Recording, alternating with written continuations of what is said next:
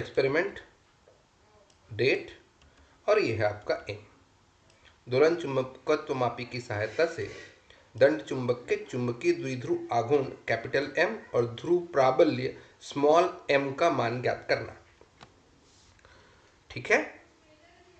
अब उसके बाद में to determine the magnetic dipole moment m and pole strength small m of a bar magnet using a oscillation magnetometer या vibrational magnetometer कह सकते हैं।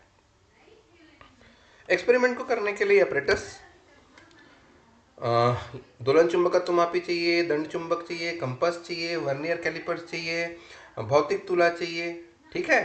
वाइब्रेशनल मैग्नेटोमीटर चाहिए आपको, बार मैग्नेट चाहिए आपको, कंपास चाहिए, वर्नियर कैलिपर्स चाहिए, बैलेंस चाहिए।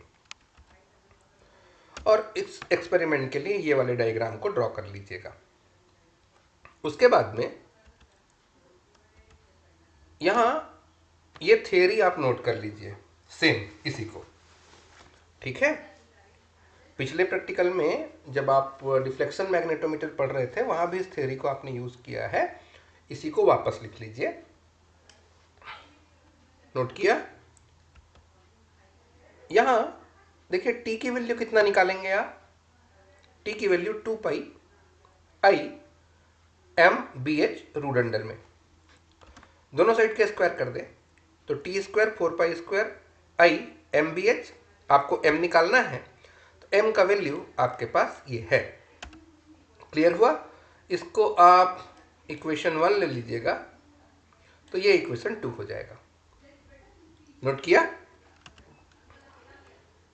अब उसके बाद में आई की वैल्यू अगर निकालना है तो उसके लिए फॉर्मूला ये है, क्योंकि आपने जो बार मैग्नेट लिया है वो रेक्टेंगुलर शेप का है, उसमें लेंथ है और ब्रेथ है। तो I is equal to M 2l square plus B square by 12 से आई की वैल्यू कैलकुलेट करेंगे। क्लियर हो गया यहां तक? उसके बाद में अब ऑब्जर्वेशन के लिए हम लोग अपने प्रैक्टिकल करके देखते हैं। ये आपका डिफ्लेक्शन मैग्नेटोमीटर है और इसके थ्रू आप लोग अपने मैग्नेट को यहाँ सस्पेंड करेंगे और यहाँ एक मार्क बना हुआ है, उसको ध्यान दीजिएगा। ये मार्किंग है। इसको आप क्या करेंगे, इसके लिए आप अपने इस मैग्नेटोमीटर को 10A पोजीशन पे सेट कर लेंगे, जैसे आपने डिफ्लेक्शन मैग्नेटोमीटर को किया था ना, वैसे ही। उसके बाद आप स्पिरिट लेवल से इसको, इसके इस पॉइंट को इस स्क्रू के थ्रू एडजस्ट करके लेवल करेंगे। ठीक है।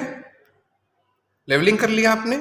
लेवलिंग करने के बाद अपने इस बार मैग्नेट को जेंटली इसमें इस तरीके से फ्रीली सस्पेंड कर देना है। और सस्पेंड करने के बाद क्या करेगा, ये रोटेट करते रहता है। तो कुछ देर वेट करेंगे। अब आपका ये बार मैग्नेट देखिए रेस्ट में आ गया है रखने के बाद। अब इसके बाद आप क्या करेंगे, इस जो विंडो निकला हुआ है इसको जेंटली इस तरीके से बंद कर देंगे। बंद करने के बाद एक दूसरा बार मैग्नेट, ये दूसरा बार मैग्नेट ले लिया मैंने और इसके पास ला करके इसको ऑक्सीलेट करवाएंगे और ऑक्सीलेशन काउंट करना शुरू करेंगे कि 20 ऑक्सीलेशन में कितना टाइम लगा, 30 में कितना लगा, 40 में कितना लगा। इस तरीके से आप ऑक्सीलेशन नोट करेंगे।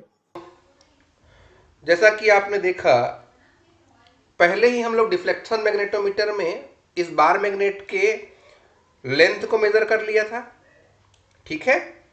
ब्रेथ भी हमने मेजर कर लिया था और इसका मास भी हमने मेजर किया था। इस तरीके से हमने डिफ्लेक्शन मैग्नेटोमीटर में ये सारे रीडिंग ले चुके हैं। उसके बाद में अलग अलग ऑक्सीलेशन के लिए 20 ऑक्सीलेशन, 30 ऑक्सीलेशन और 40 ऑक्सीलेशन के लिए आपको 140 सेकेंड लगा, 207 सेकेंड लगा, 236 सेकेंड 276 सेकेंड लगा। और टाइम पीरियड कैसे निकालते हैं, तो इस 140 में टोटल टाइम में नंबर ऑफ ऑक्सीलेशन को डिवाइड करके। ठीक है। 207 डिवाइडेड बाई 30, 276 डिवाइडेड बाई 40।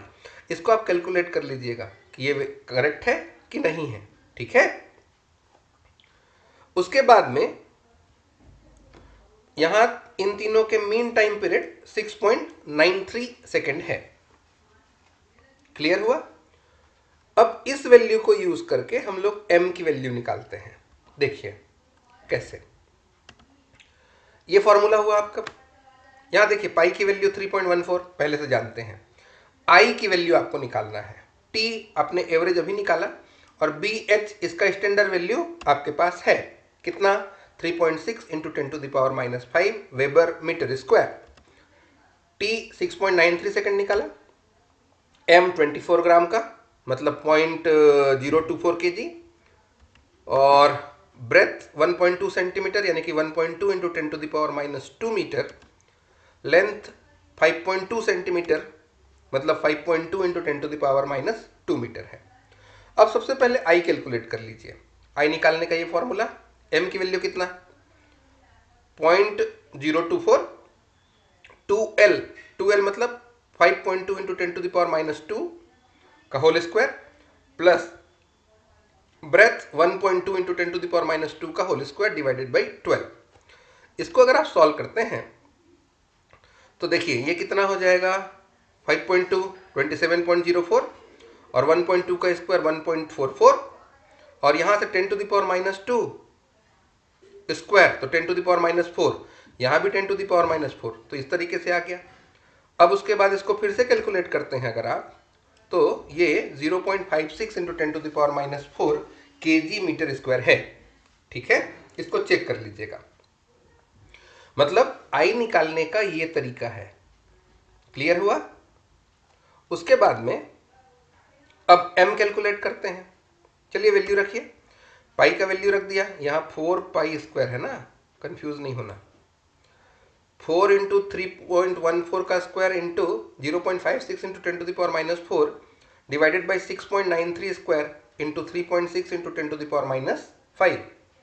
अगर इसको सॉल्व करें 4 इंटू 3.14 इंटू 3.14 इंटू 0.56 कर दें तो 22.08 इंटू 10⁻⁻4 प्लस 5 हो जाएगा। ये 10⁻⁻5 है, अगर ये ऊपर चला जाएगा तो 10⁻+5 हो जाएगा। क्लियर है?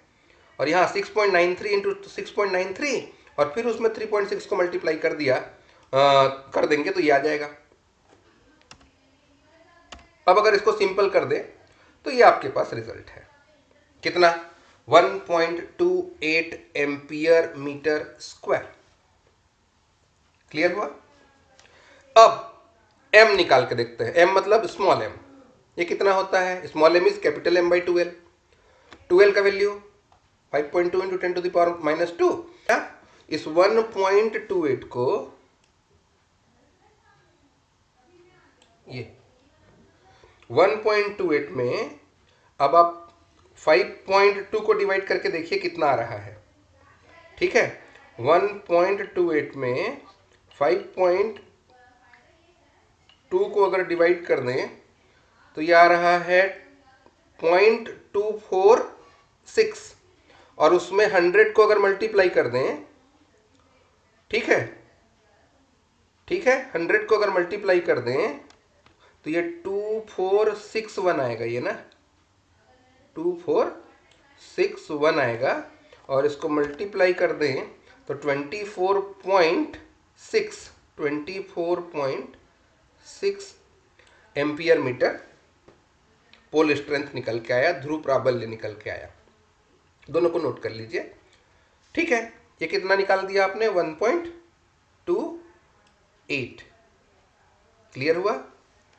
और इसको कितना निकाला आपने 24.6 निकाला है m को। और उसके बाद लास्ट में कुछ प्रिकॉशन लिखते हैं। लिख दीजिए कि धागा एठर रहित होना चाहिए।